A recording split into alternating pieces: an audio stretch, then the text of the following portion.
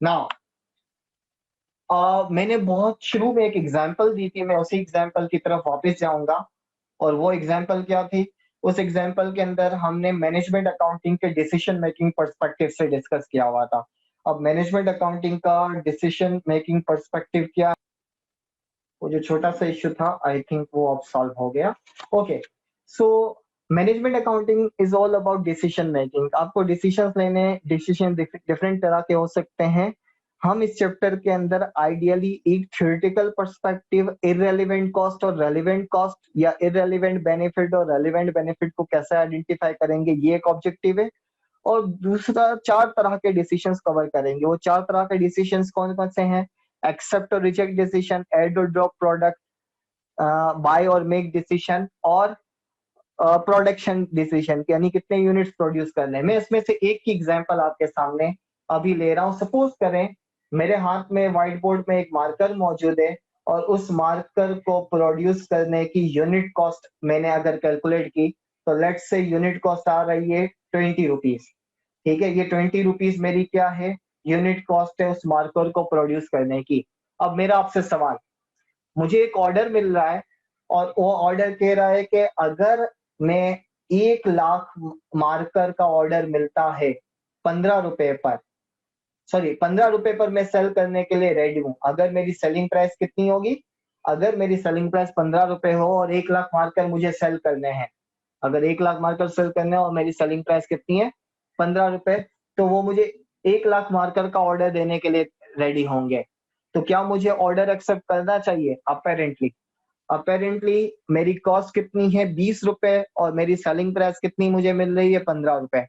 ठीक है, मैं जो इस वक्त अगर इस 20 रुपए की जो कॉस्ट आ रही है उससे रिलेटेड रेलिवेंट इंफॉर्मेशन गैदर करता हूँ, तो ये रेलिवेंट इंफॉर्मेशन मेरे पास इस तरीके से आ रही है कि भाई मैं अभी सिर्फ कितने मार्कर प्रोड्यूस कर रहा हूँ? 10,000 मार्कर प्रोड्यूस कर रहा हूँ। ठीक है, और इस 10,000 मार्कर को प्रोड्यूस करने की मेरी कॉस्ट कितनी आ रही है? 2 लाख रुपए। यानी आइडियली टोटल कॉस्ट मेरी कितनी है? 2 लाख, और क्वांटिटी मेरी कितनी है? 10,000। ये वाली एग्जांपल मैंने बहुत शुरू में रिपीट की हुई थी, लेकिन इस चैप्टर में हम इसको रिपीट वापस कर रहे हैं। तो ये मेरा कॉस्ट का डेटा है। फर्दर मैं इस वक्त इन जो एग्जिस्टिंग 10,000 मार्कर हैं उसके मेरे कस्टमर फिक्स हैं, और उनको मैं कितने पे सेल कर रहा हूँ? 25 रुपए पर। यानी मुझे प्रॉफिट कितना हो रहा है? एग्जिस्टिंग प्रॉफिट है 25 में से मैं 20 माइनस करता हूं, तो मुझे 5 रुपए पर मार्कर का पर क्या हो रहा है? प्रॉफिट हो रहा है। और कितने मार्कर सेल कर रहा हूँ? 10,000 मार्कर सेल कर रहा हूँ, तो ऑटोमेटिकली 50,000 रुपए मेरा क्या आ रहा है? प्रॉफिट आ रहा है। तो अब इस इंफॉर्मेशन के बाद क्या मुझे मार्कर सेल करना चाहिए? अपेरेंटली मुझे मार्कर, आप चैट में टाइप करके लिखना चाहें तो लिख सकते हैं। ठीक है, चैट पे टाइप करना चाहें तो चैट पे टाइप करके लिख सकते हैं। मार्कर नहीं सेल करना चाहिए अपेरेंटली। शुमाइला आंसर के नहीं करना चाहिए। रिजवान, नताशा आंसर नहीं करना चाहिए। ओके, सो अच्छा, क्यों क्यों नहीं करना चाहिए? क्योंकि मुझे 5,000 रुपए, 5 रुपए का पर मार्कर लॉस हो रहा है, तो 10,000 मार्क 1 लाख मार्कर का मतलब मुझे 5 लाख रुपए का लॉस हो जाएगा। 1 लाख मार्कर का मतलब मुझे 5,000 मार्कर का लॉस हो जाएगा। तो क्या प्रैक्टिकली डिसीजन इस तरीके से लिए जाते हैं? नहीं, प्रैक्टिकली डिसीजन इस तरीके से नहीं लिए जाते। Let's move to further. हम बेसिकली क्या करेंगे, ये जो 20 रुपए है, ये जो हमारे पास 20 रुपए की कॉस्ट आई है, इस 20 रुपए का हम क्या करेंगे? पोस्टमार्टम करेंगे। तो ये 20 रुपए की फर्दर डिटेल, तो फर्दर डिटेल क्या आई कि 2 लाख टोटल कॉस्ट है, और 10,000 क्या है? हमारी क्वांटिटी है, यूनिट है। तो जिसकी बेस पर हमें मालूम, जिसकी बेसिस पर हम डिसाइड कर रहे हैं कि हमें 25 रुपए पर सेल कर रहे, प्रॉफिट हो रहा है, तो 15 रुपए पर सेल नहीं करेंगे। बेसिकली क्या जरूरी है हम 10,000 मार्कर बना दें तो हमें 20 रुपए का पड़ रहा है? लेकिन अगर हम 1 लाख मार्कर बनाएं तो क्या जरूरी है कि हमें 20 रुपए का पड़े? Again it is not necessary कि अगर हम 1 लाख मार्कर बनाए तो भी हमें 20। सर आप एक्सेल यूज नहीं कर रहे, व्हाइट बोर्ड में डिफिकल्टी हो रही है। वाह, कुछ लोग कहते हैं व्हाइट बोर्ड, कितने लोग? ओके, ये चीज मैं एक्सेल पे भी डिस्कस करूंगा, लेकिन अभी मुझे एक्सेल के बजाय इस एग्जांपल के लिए व्हाइट बोर्ड करना है। ठीक है, ओके, चैट में जल्दी से लिख दें व्हाइट बोर्ड वाले व्हाइट बोर्ड लिख दें और एक्सेल वाले एक्सेल लिख दें। जितने एक्सेल नजर आएंगे, जितने व्हाइट बोर्ड नजर आएंगे, उस बेस पर मैं डिसाइड करूंगा। वाह, सर ऑफ दे दें, लेडन जाफरी, एक्सेलेंट। इस आपको डिटेक्ट करना है सही किसी तरीके से तरीका। ओके, अच्छा, मैंने एक्सेल और व्हाइट बोर्ड दोनों मिक्स ट्रेंड नजर आ रहा है। एब्जॉर्प्शन एंड मार्जिनल कॉस्टिंग के अंदर हम एक्सेल पे मूव हुए थे। ये टॉपिक ऐसा है कि इसकी लॉजिक या अंडर लॉजिक समझने के लिए अभी व्हाइट बोर्ड चाहिए, लेकिन हम डिसीजन जब फाइनल पे जाएंगे तो इसको एक्सेल पे भी कवर करवाऊंगा। लेकिन अभी मुझे एक्सेल इस सेशन में एक्सेल की रिक्वायरमेंट नहीं है। एक्सेल की जहां जरूरत पड़ेगी हम एक्सेल की तरफ चले जाएंगे। ओके, यस फातिमा, प्राइस 20 रुपए नहीं है। मैंने कहा जो ऑर्डर मिल रहा है उस ऑर्डर पे आपकी प्राइस कितनी है, 15 रुपए है। मैं अभी व्हाइट बोर्ड कंटिन्यू कर रहा हूँ, जैसे ही मुझे लगेगा कि एडवांस एग्जांपल आएगी तो उस पे एक्सेल पे मूव हो जाऊंगा, नो नीड टू वरी। अभी व्हाइट बोर्ड ज्यादा इस टॉपिक, इस पर्टिकुलर कॉन्सेप्ट के लिए व्हाइट बोर्ड ज्यादा जरूरी है। ओके, सो जो ऑर्डर है उस ऑर्डर पे सेलिंग प्राइस कितनी है, 15 रुपए, और आप कितने की बना रहे हैं, 20। तो बेसिकली इस 20 रुपए का थोड़ा सा पोस्टमार्टम करते हैं। ये 20 रुपए कैसे आ रहा है, हम total cost divided by quantity. तो टोटल कॉस्ट कितनी थी, 2 लाख। टोटल कॉस्ट कितनी थी, 2 लाख, और क्वांटिटी कितनी थी, 10,000। इस टोटल कॉस्ट को भी फर्दर ब्रेकअप किया। टोटल कॉस्ट आपने थ्योरी पॉइंट ऑफ से पढ़ा हुआ है, क्या पढ़ा हुआ है, total cost is basically fix cost plus variable cost divided by quantity. ठीक है, फिक्स कॉस्ट में वेरिएबल कॉस्ट प्लस करेंगे, डिवाइड बाय क्वांटिटी करेंगे, तो आपके पास ये आ जाएगा। तो इसका मतलब जब मैं इस 2 लाख को आइडेंटिफाई करता हूं तो मेरे सामने क्या आ रहा है, देखें, 2 लाख में से 1 लाख मेरी क्या है, फिक्स कॉस्ट, और 1 लाख मेरी क्या है, वेरिएबल कॉस्ट। तो मेरे पास 10,000 की क्वांटिटी से डिवाइड कर रहे हैं, तो ये सिचुएशन आ रही है। अब आपको याद होगा कॉस्ट वॉल्यूम प्रॉफिट एनालिसिस के अंदर भी हमने यही बात इस तरीके से डिस्कस की हुई थी कि fix cost will remain same irrespective of the level of activity. चाहे मैं 1 मार्कर बनाऊं, चाहे मैं 2 मार्कर बनाऊं, चाहे मैं 3 मार्कर बनाऊं, चाहे मैं 5,000 मार्कर बनाऊं, मेरी फिक्स कॉस्ट फिक्स रहनी चाहिए। लेकिन इसमें भी एक लिमिट होती है। मैं यहाँ पर एक और रेलिवेंट इंफॉर्मेशन और इरेलीवेंट इंफॉर्मेशन वाली बात, इस तरह के whether we should be accepting that order, हमें ये मालूम करना होगा कि अगर मैं 1 लाख मार्कर बनाऊंगा, अगर मैं 1 लाख मार्कर बनाऊंगा, तो क्या मेरी फिक्स कॉस्ट 1 लाख ही रहेगी, सही है। लेकिन क्या वेरिएबल कॉस्ट 1 लाख रहेगी, नहीं। वेरिएबल कॉस्ट का मतलब क्या है कि जो लेवल ऑफ एक्टिविटी के साथ वेरी करे। तो अगर मैं वेरिएबल कॉस्ट पर यूनिट मालूम करता हूं, तो वेरिएबल कॉस्ट पर यूनिट के लिए मुझे 1 लाख को डिवाइड करना है 10,000 से। इसका मतलब मुझे पर यूनिट वेरिएबल कॉस्ट मालूम करने, पर यूनिट वेरिएबल कॉस्ट मेरे पास कितनी आ गई, 10 रुपए आ गई।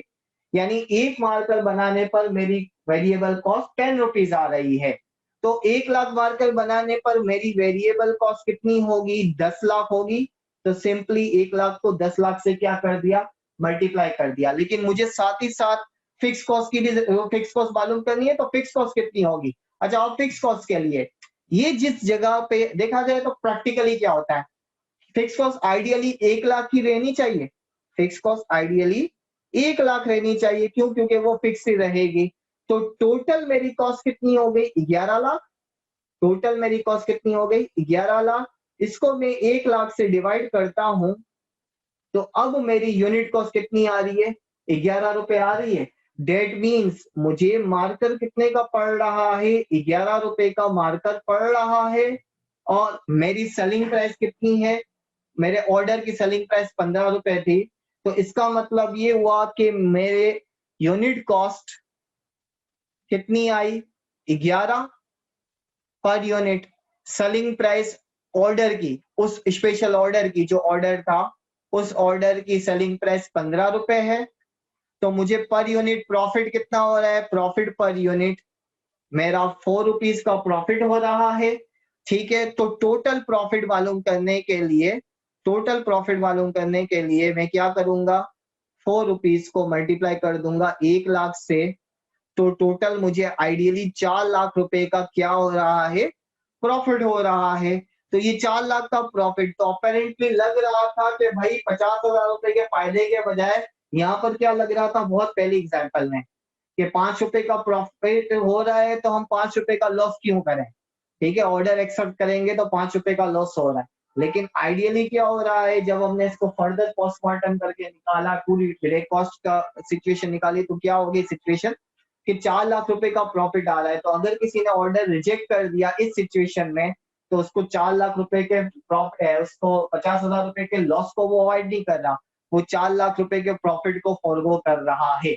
नाउ यहाँ पर कुछ स्टूडेंट्स के जहन में क्वेरी आ रही होगी कि सर एक कैपेसिटी होती है हमारी, जिस भी जगह पर हम प्रोडक्शन कर रहे होते हैं, उस कैपेसिटी को तो आप इग्नोर कर रहे हैं।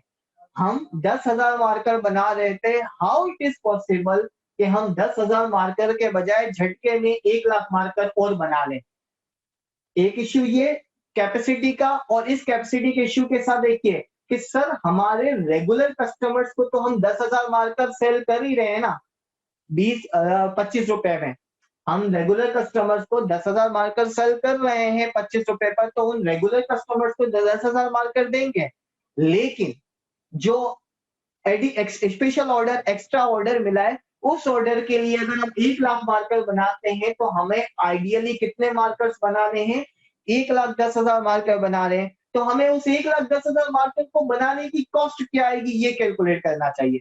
तो दोनों इश्यूज को हम बारी बारी एड्रेस करते हैं। पहले मैं यहाँ पर आ जाता हूँ इस इश्यू पर कि पहला इश्यू क्या था कि सर क्या अगर हमारी कैपेसिटी अलाउ ही नहीं कर रही कि हम झटके से 10,000 मार्कर की क्वांटिटी से अगर 1 लाख मार्कर की क्वांटिटी पे जाते हैं ऑलमोस्ट 10 टाइम्स, तो क्या हमारे पास इतनी जगह थी कि हम कर सकें।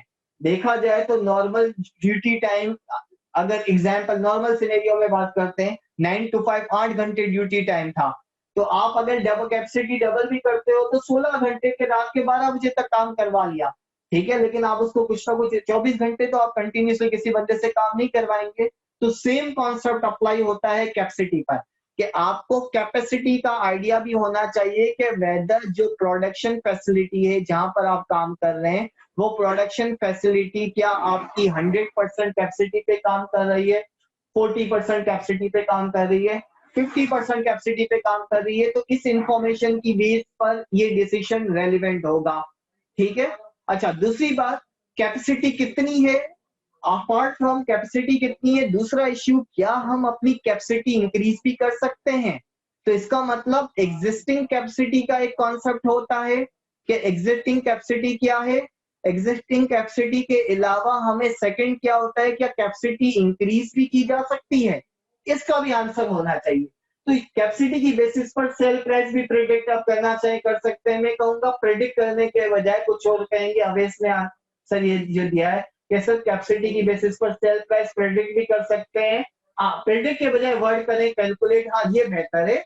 यस, मैनेजमेंट अकाउंटिंग के अंदर आप अपनी कैपेसिटी की इंफॉर्मेशन को इनकॉर्पोरेट करके आप अपनी नेगोशिएशन प्राइस तक आप बात कर सकते हैं। मिसाल के तौर पे वो कहता है कि नहीं 15 रुपए, तो 15 रुपए आप कह रहे हैं नहीं 20 रुपए है, लेकिन लेट्स निगोशिएट। निगोशिएट करने के लिए जाने से पहले आपको कैलकुलेशन करके जाना चाहिए कि क्या इंफॉर्मेशन आप लेकर जा रहे हैं, क्या इंफॉर्मेशन आप सामने वाले से एक्सपेक्ट कर रहे हैं। तो लेट्स इसी एग्जांपल पे जो ये मैंने पिछले पेज पे कहा था भाई 10,000 से 50,000 नहीं आ जाते, तो मैं इसी में इंफॉर्मेशन ऐड करता हूँ। भाई हमारी फुल कैपेसिटी कितनी थी, लेट्स अज्यूम हमारी फुल कैपेसिटी थी 50,000।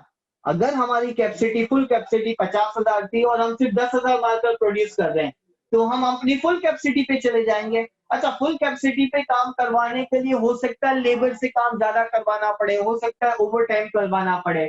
ठीक है, हो सकता है ओवर टाइम करवाना पड़े। तो चलिए मैं इसको और थोड़ा सा मॉडिफाई करता हूँ।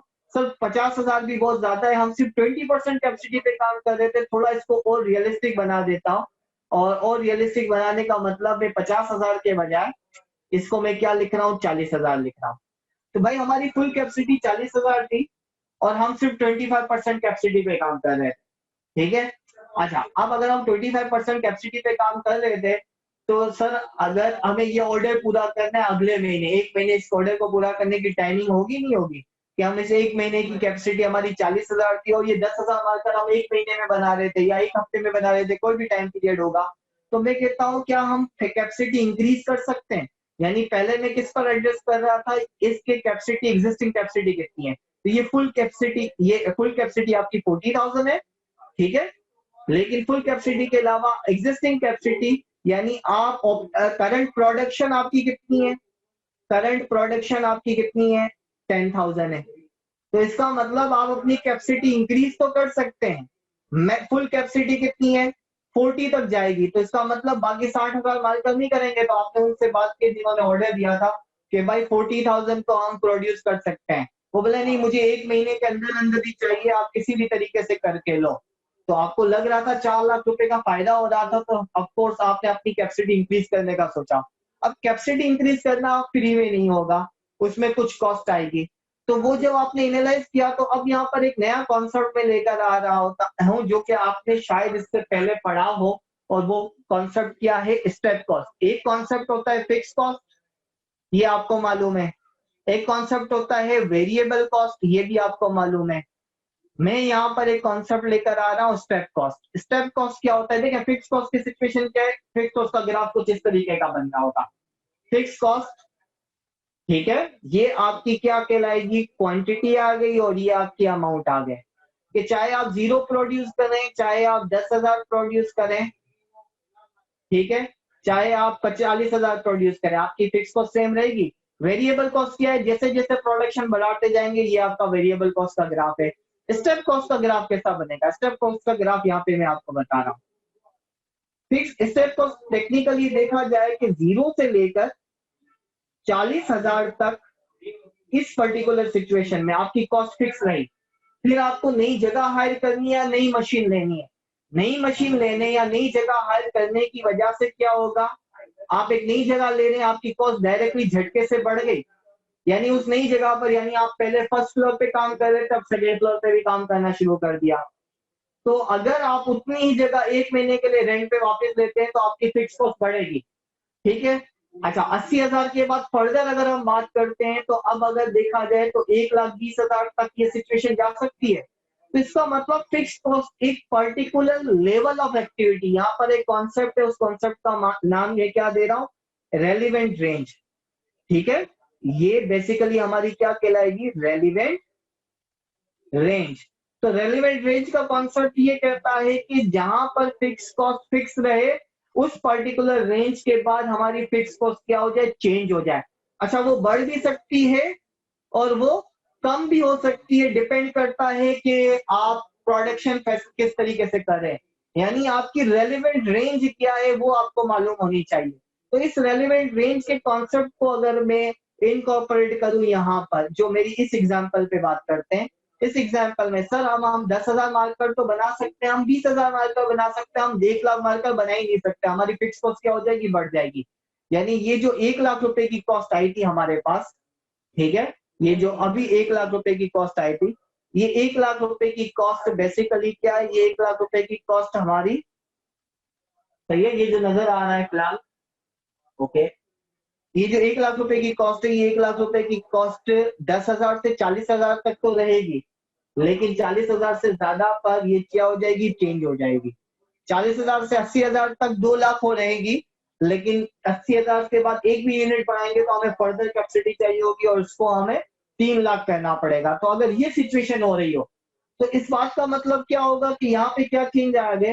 अब अगर मैं फर्दर चेंज करता हूं, अब हमारी यूनिट कॉस्ट कैसे आएगी, अब मैं यूनिट कॉस्ट यहीं पर अगेन रेड पे वापस कैलकुलेट कर रहा हूं, ठीक है, और सॉरी,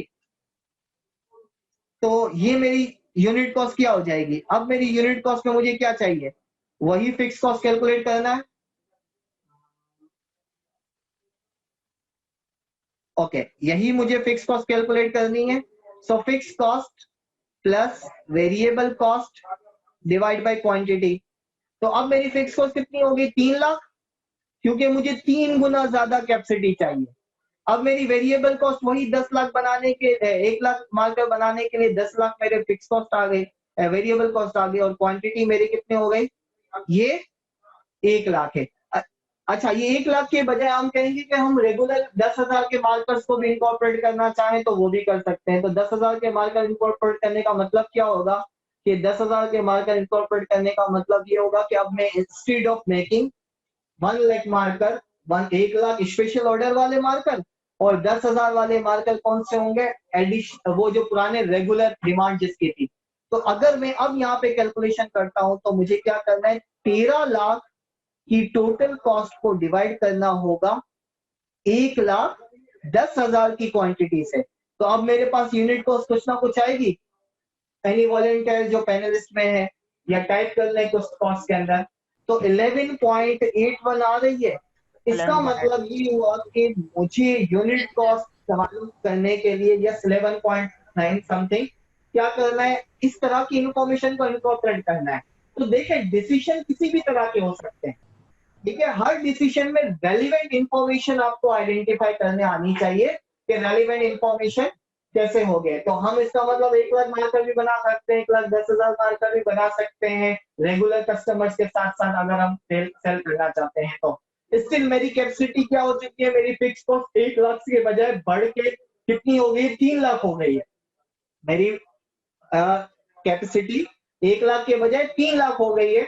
तो वो 3 लाख में अब मैं कितने मार्कर बना सकता हूँ, मैंने अभी थोड़ी देर पहले एक्सप्लेन किया था कि मेरी फुल कैपेसिटी कितनी थी, 40,000, और इस 40,000 की कैपेसिटी पे 1 लाख की मेरी फुल कॉस्ट आ रही थी। तो ये जो मैंने रेलिवेंट रेंज के मार्केट्स वगैरह डिस्कस किए हुए, सही है। मुझे अभी किसी ने चैट में भी ये लिखा कि सर रिपीट करते, मैं अगेन रिपीट कर देता हूँ भाई, ये रेलिवेंट रेंज नजर आ रही है। रेलिवेंट रेंज से मुराद क्या है, मेरी रेलिवेंट रेंज से मुराद अगर जहां पर मेरी फिक्स कॉस्ट क्या रहे, सेम रहे।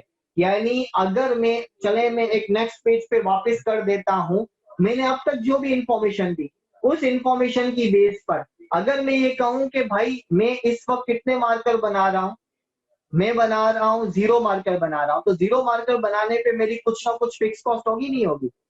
वो फिक्स कॉस्ट कितनी आ रही है, ये फिक्स कॉस्ट 1 लाख है। ये फिक्स कॉस्ट कितनी है, 1 लाख है, ठीक है। लेकिन मैं मार्कर कितने बना रहा था, 10,000 मार्कर बना रहा था। लेकिन मेरी कैपेसिटी कितनी थी, मेरी कैपेसिटी थी 40,000 मार्कर बनाने की। लेकिन मैं कैपेसिटी अटेन कितनी कर रहा था, मैं कैपेसिटी अटेन कर रहा था सिर्फ ये वाली, ठीक है। क्यों, क्योंकि मार्केट में डिमांड नहीं थी। एक्स्ट्रा बना के क्या करेंगे, बेचने के लिए कस्टमर भी तो मार्केट में होना चाहिए। डिमांड ही नहीं है तो आप एक्स्ट्रा नहीं बनाएंगे, क्यों, क्योंकि मटेरियल लगेगा, लेबर लग रही होगी। तो आप अपनी फिक्स, इस पे आप यूं कर लें कि इकरा यूनिवर्सिटी ने अपनी जो ईडीसी बिल्डिंग कैंपस के अंदर जो क्लासेस ले रहे होते थे, उन्होंने उसको फुल कैपेसिटी पे यूटिलाइज नहीं किया। फुल कैपेसिटी का मतलब क्या हुआ, क्या 24 घंटे क्लासेस लेंगे, आइडियली टाइम सुबह 8 बजे से लेकर रात के 9:30 बजे तक क्लासेस हो रही होती थी, ठीक है। क्या रात के 9 बजे के बाद या 12 बजे के बाद क्लासेस नहीं ली जा सकती, कैपेसिटी तो एग्जिस्ट करती है लेकिन उसको यूटिलाइज नहीं किया जाए, उसकी डिमांड भी होनी चाहिए। कौन रात के 9:30 बजे के बाद अपनी क्लास के लिए आएगा, ठीक है। तो इसी तरीके से किसी भी बिजनेस के अंदर जहां पर आप प्रोडक्शन कर रहे होते हैं, आप 100% कैपेसिटी पे काम ही नहीं करते। अगर इमरजेंसी में जरूरत भी पड़े तो आप 100% कैपेसिटी के बजाय आप 50, 60, 70, 80% कैपेसिटी तक चले जाएंगे, ठीक है। अब इसकी एग्जांपल आपको मैं यहाँ पर बात करता हूँ। हम इस वक्त जो जूम के वेबिनार पे क्लास ले रहे हैं, जूम के वेबिनार की एक पर यूनिट आईडी की अगर मैं बात करूं तो एक यूनिट के कुछ $120 फीस पे की है इकरा यूनिवर्सिटी ने एक अकाउंट। और ऐसे कितने अकाउंट बाय किए हुए हैं, उन्होंने 100 अकाउंट बाय किए हैं। लेकिन क्या सिर्फ 100 क्लासेस लेनी है, नहीं। हर टीचर को वो एक एक्टिविटी दे सकते थे, उनकी कॉस्ट बढ़ जाती। इन्होंने क्या किया, उन्होंने जो 100 आईडीज बाय किए, उन 100 आईडीज पे, सही है, इस पे वो क्लाउड रिकॉर्डिंग के बेनिफिट्स भी मिल रहे हैं। फ्री रिकॉर्डिंग के बजाय मोर देन 40 मिनट्स और ज्यादा कस्टमर अगर अटेंडेंस लेने हो तो वो इनकॉर्पोरेट कर सकते हैं। किसी ने कुछ पूछा है, मुझे आवाज नहीं आ रही थी, मैं थोड़ी देर बाद एक साथ क्वेश्चन ले लूंगा, मैं भी किसी का माइक ऑन हो। ओके, सो इकरा यूनिवर्सिटी ने जो जूम की आईडीज बाय की हैं, वो देखा जाए तो एक आईडी पर वो 1.5 घंटे के 8 पैक उन्होंने प्लान्स बनाए हुए हैं, सही है। जो रेगुलर रमजान के अलावा वो 8 स्लॉट्स क्या थे कि जिस तरीके से आपका एक वीएलई का सेशन है, एक जूम का सेशन है, कुछ क्लासेस के अंदर आपके वीएलई पहले है, जूम बाद में है। तो ये बाकायदा प्रॉपर फाइनल डिसाइड किया गया ऑपरेशन पॉइंट ऑफ व्यू से कि इस आईडी पर ये वाला टीचर पहले क्लास लेगा, ये वाला टीचर बाद में क्लास लेगा। ठीक है, दैट्स वाई वो आईडीज ऑक्यूपाइड हैं। तो ये बेसिकली क्या करें, आप अपनी कैपेसिटी को 100% यूटिलाइज कर रहे हैं। अगर मैं number of section point of से बात करें, नंबर ऑफ सेक्शन कितने, हर सेक्शन के लिए एक सेपरेट आईडी बनाए जाए, तो इज इट फिजिबल? देखा जाए तो आप क्या कर रहे हैं, आप अपनी कैपेसिटी अननेसेसरी फिक्स कॉस्ट बढ़ा रहे हैं।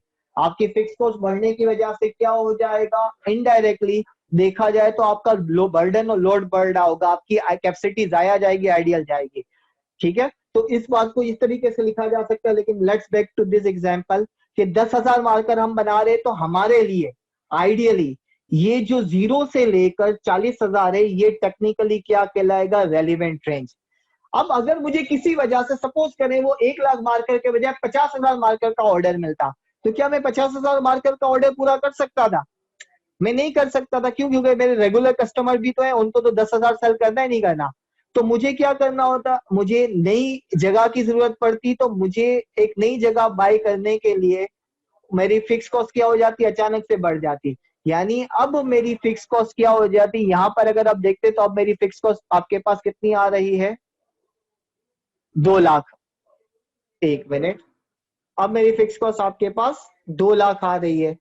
तो ये 2,00,000 कब से कब तक, यानी 40,000 1 यूनिट से लेकर मैं 80,000 तक जो भी यूनिट्स प्रोड्यूस करूंगा, सही है, उस पे मेरी अब रेलिवेंट रेंज क्या हो गई, रिवाइज हो गए।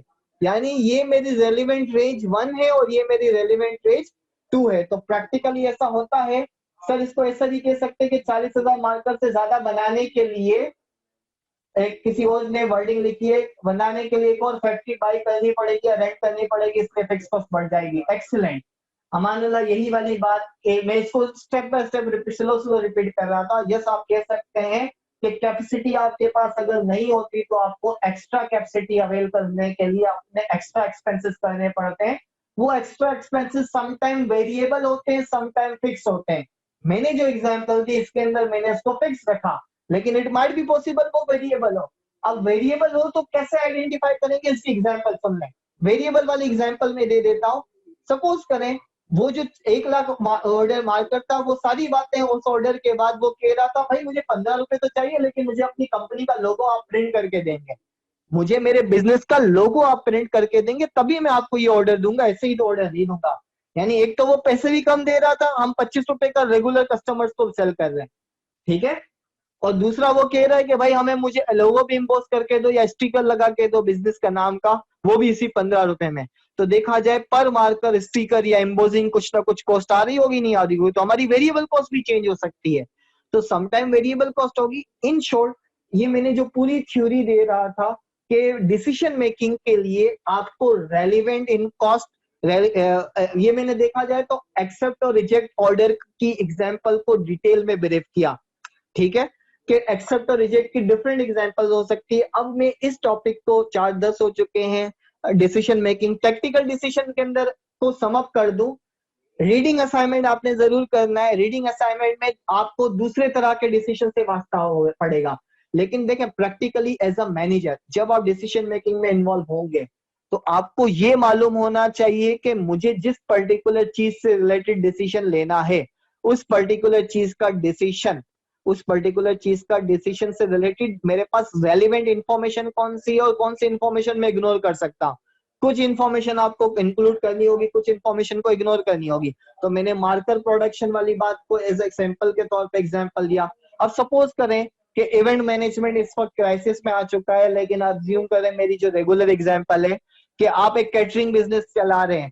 कैटरिंग बिजनेस में आपने 3 या 4 डिफरेंट पैकेजेस प्रिपेयर करके रखे हुए हैं, और उस 3 या 4, क्योंकि मेरा नॉर्मली कॉर्पोरेट प्रैक्टिकल एक्सपीरियंस ज्यादातर स्मॉल मीडियम इंटरप्राइजेस से रिलेटेड है, तो मैं उस एग्जांपल को आपके सामने रखूंगा कि छोटा ताजिर किस तरीके से सोच रहा होता है।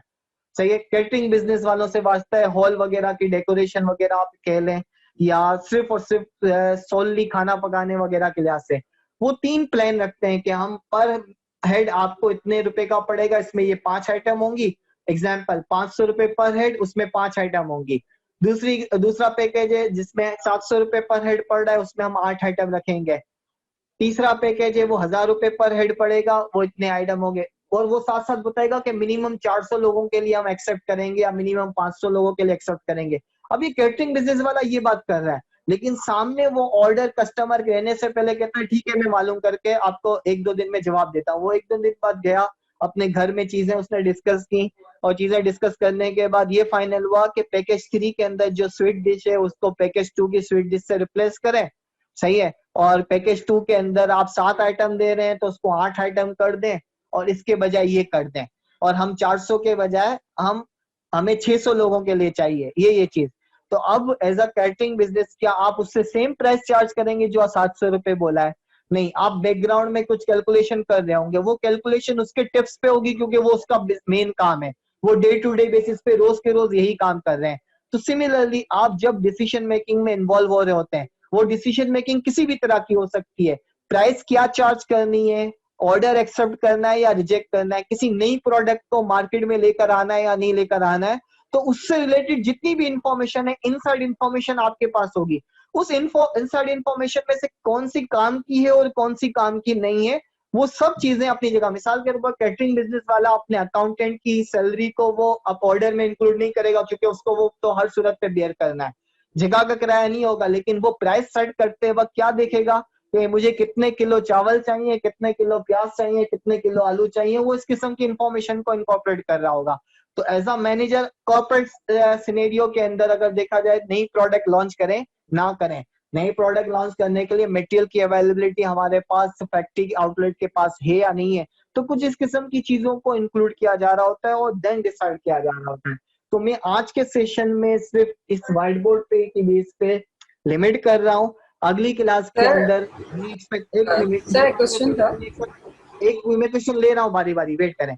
मैं अगली क्लास के अंदर आई एम एक्सपेक्टिंग कि आप अगली क्लास के अंदर क्या कर रहे होंगे, अगली क्लास में आप कंप्लीटली रीडिंग मटेरियल जो असाइन किया हुआ है वाइट सही है, वो आप एक साथ पढ़ के आ रहे होंगे और उसकी बेसिस पे चीजें डिस्कस करेंगे, हम आगे करेंगे। बुक से चैप्टर के पेजेस नंबर जो बताएं वो जरूर पढ़ के आना है। अब मुझे आ जाए इस एग्जाम्पल से रिलेटेड जितने भी सवाल हैं, one by one I will suggest कि क्वेश्चन टाइप करके लिखें तो ज्यादा बेहतर है। पैनलिस्ट बोल लें, बाकी अटेंडेंस क्वेश्चन टाइप कर लें। यस सर क्वेश्चन ये था कि सर रिस्क एंड फेल्योर की कॉस्ट हम किस में करेंगे, फिक्स्ड कॉस्ट या फिर वेरिएबल कॉस्ट? जस्ट कौन लाइक सी अगर हम रिस्क एक का? Sir risk and failure, like sir एक बिस्किट्स कंपनी है, वो अगर हाँ डिलीवर कर रही है तो उसमें ज़रूरी नहीं कि वो सारी ही ऑर्डर्स को प्रॉपरली वहाँ तक पहुँचा सके, डिलीवर कर सके। ठीक है। तो क्योंकि उसमें कुछ बिस्किट्स खराब भी हो जाएंगे, ज़ाया हो जाएंगे, तो फिर से ओके उसको ओके कहाँ ओके पे हम ओके एडजस्ट करेंगे? ओके। अब देखें, आप हो गए प्योरली बिजनेस स्पेसिफिक, ठीक है।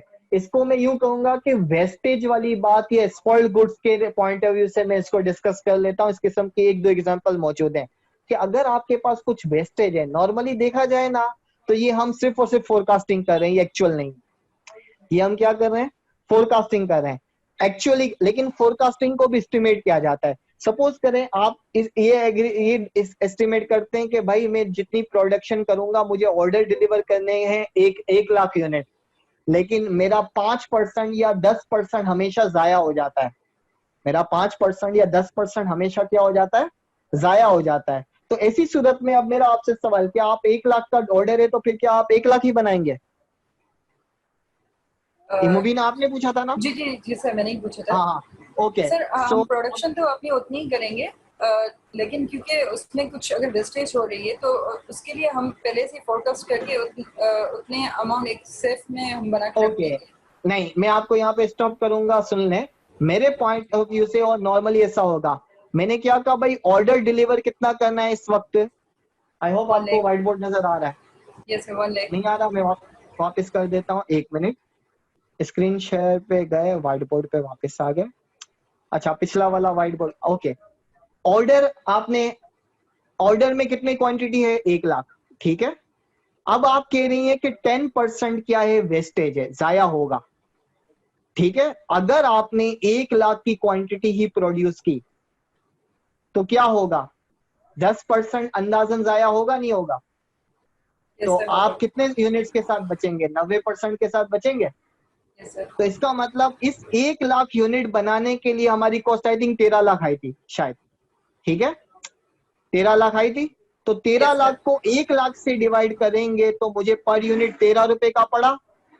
ठीक है, तो मुझे 1 लाख के बजाय आइडियली किससे डिवाइड करना चाहिए? 90,000 से डिवाइड करना चाहिए। तो अब मेरी यूनिट कॉस्ट रिवाइज हो गई। तो इसका मतलब मैं प्राइसेस सेट करने से पहले इस वेस्टेज वाले एलिमेंट को कंसीडर करूंगा।